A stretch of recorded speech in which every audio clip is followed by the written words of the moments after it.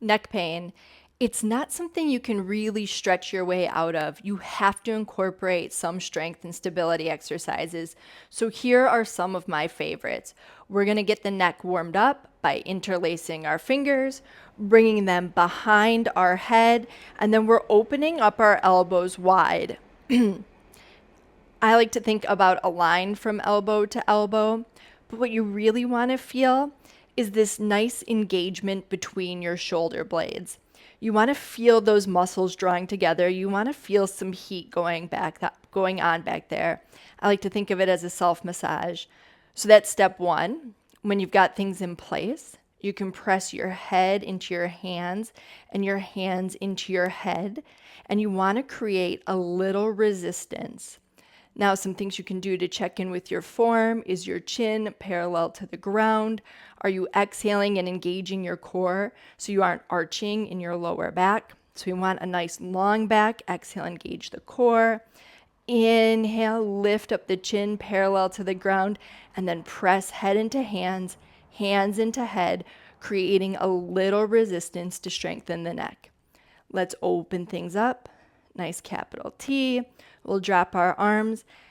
And then the way I reset is shrugging out through my shoulders.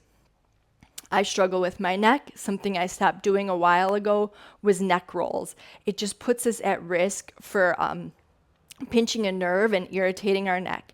So that same exercise, but we're going to do it in front. So we interlace, hands on forehead, little bit harder to adjust the elbows here, but you might feel it more acutely into your neck because you're pressing your forehead to your hands into your forehead.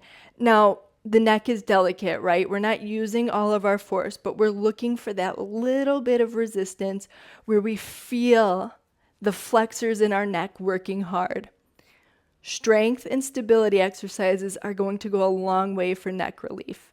Open your arms, drop them out, shoulder shrugs. So let's take a break for some stretch, and then I'll show you one more exercise. Left ear, left shoulder. Something you can do to increase the space is just drop the right hand down. So there's this really nice stretch in the side of your neck, the very top of your traps. And that's the part of our muscles in our back that tend to get a little stiff. The middle part of our trap tends to be overstretched because of the way we sit. So we're just dropping our ear to shoulder.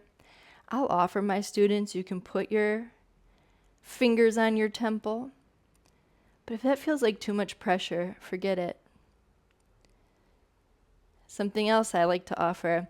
I'm not big at moving the head in neck stretches, but a little tilt of the gaze up to the ceiling, just bringing that stretch into this nice 3-part muscle here can feel really lovely.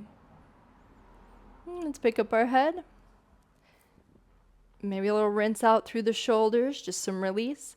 Right ear over to the right, so we got that spacious left side of our neck, the side, the top of our trap. I like to set my hand down and away just to lengthen things out. You can add the hand.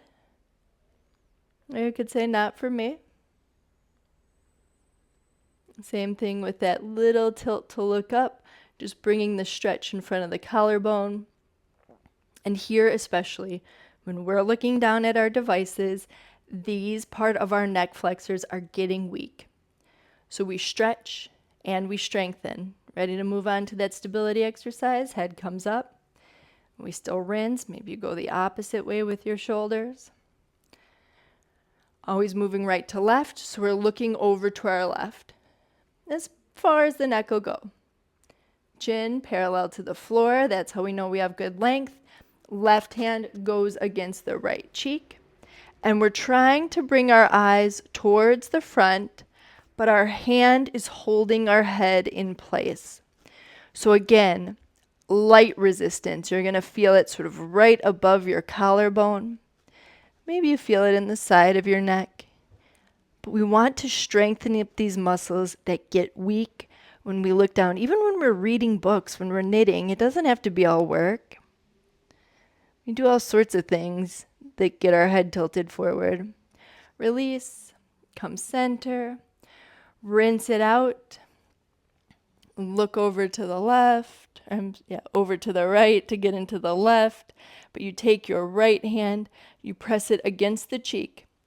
And then we're trying to look forward, right? Letting your eyes lead. You're not just pushing your whole face forward. That little look, hand holding in place, because we're playing with just the slightest bit of tension, of resistance. Just looking to get a little stronger here. And then we'll release.